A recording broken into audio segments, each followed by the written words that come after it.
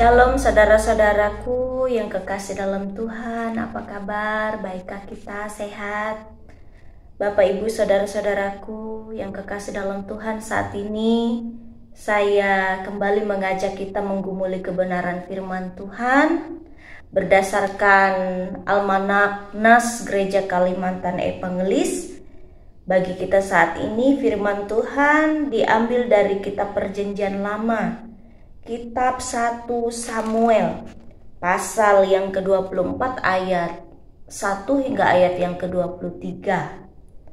Di bawah judul perikop Daud membiarkan Saul hidup.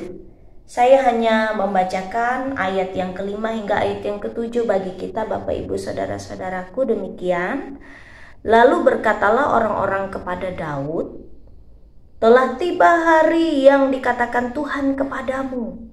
Sesungguhnya aku menyerahkan musuhmu ke dalam tanganmu, maka perbuatlah kepadanya apa yang kau pandang baik."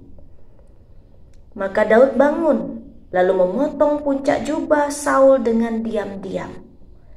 Kemudian berdebar-debarlah hati Daud karena ia telah memotong puncak Saul.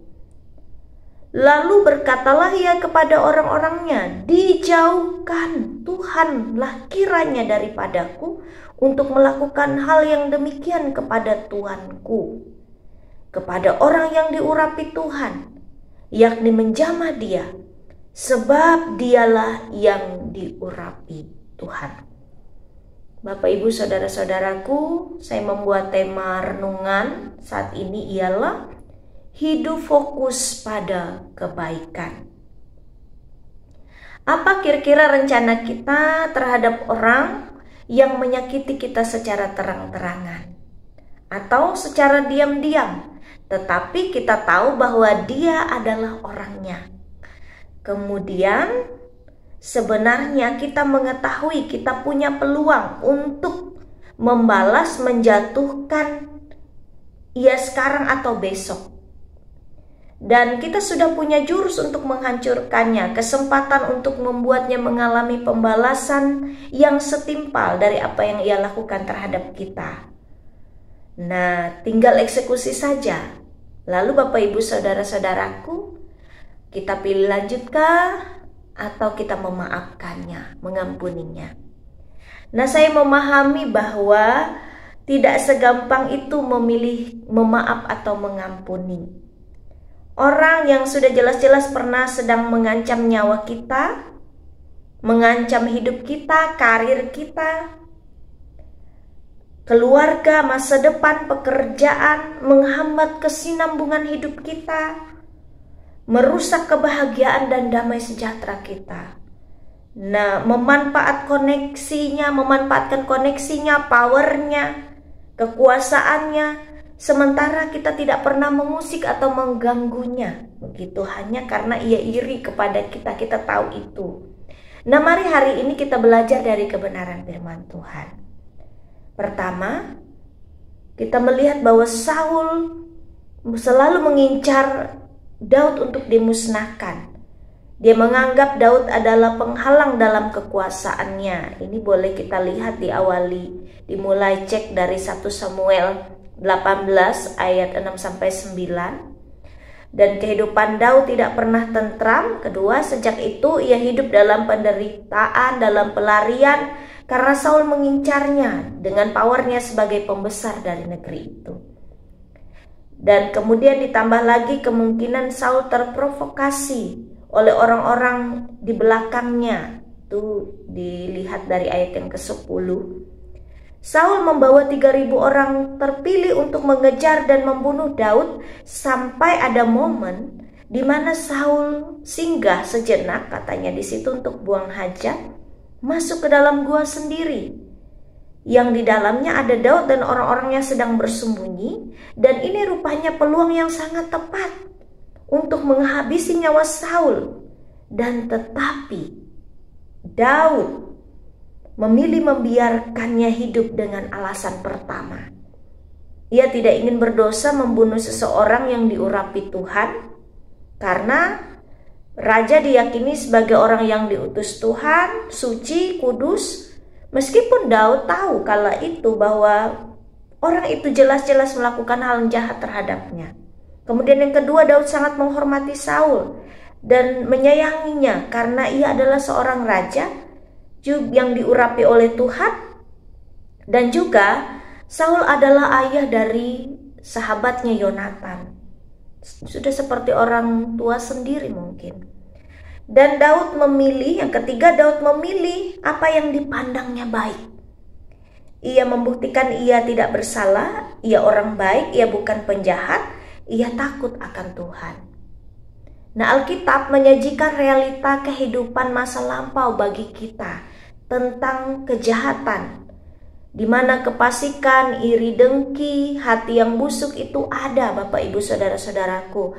Orang yang memanfaatkan kekuasaan untuk menindas orang lain, mudah termakan hasutan. Karena sesungguhnya pada hakikatnya orang yang kotor hatinya, meski dijelaskan kebaikan dari sudut pandang manapun, ia tidak akan pernah mau mengerti. Buktinya di cerita berikut, Saul tetap merancang hal yang jahat sampai Tuhan akhirnya mengambil nyawanya melalui tentara-tentara Filistin dalam peperangan. Itu dapat kita lihat dalam 1 Samuel pasal 31. Namun Alkitab sebenarnya juga menyajikan bahwa dalam kehidupan masa lampau juga ada kebaikan, ada kebenaran yang patut kita teladani, yaitu perilaku Daud. Sampai akhir hidup Saul, Daud tetap mengasihinya. Dan Tuhan menganugerahkan kepada Daud hal yang pantas diterimanya sebagai upah dari ketaatannya. Jadi yang jahat di masa lampau dan yang baik di masa lampau kemungkinan besar, bahkan kenyataannya juga terjadi di masa kini. Dan cerita di masa lampau banyak terjadi juga di masa kini dengan berbagai versi, baik dari sisi buruknya, jahatnya, maupun dari sisi baiknya, benarnya. Tapi kita selalu diberi kesempatan untuk memilih kita ikut jahat atau kita ikut baik. Benar, Bapak Ibu Saudara-saudaraku.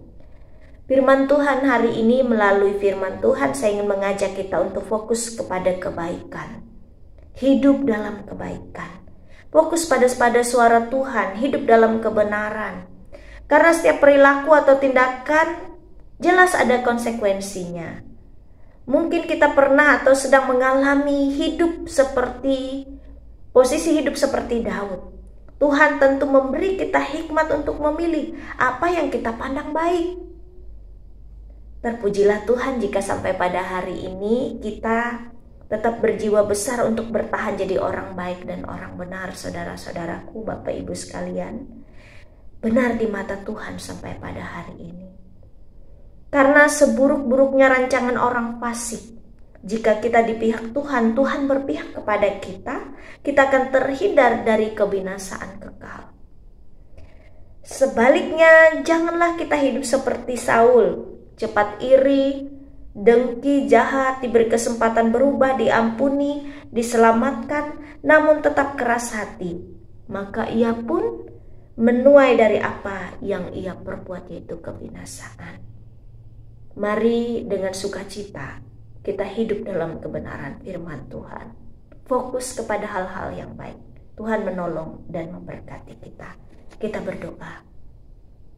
Terima kasih buat firman Tuhan yang begitu luar biasa.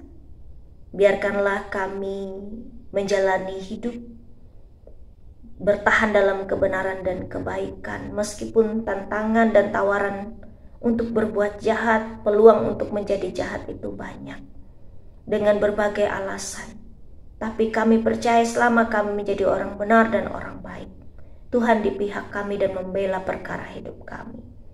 Diberkatilah setiap orang yang mendengarkan firman Tuhan, terlebih yang bertekun di dalamnya. Dalam nama Tuhan Yesus kami berdoa. Amin. Terima kasih sudah bersama-sama bergumul dengan kebenaran firman Tuhan. Kiranya Tuhan memampukan kita melakukan firman-Nya. Tuhan memberkati. Shalom.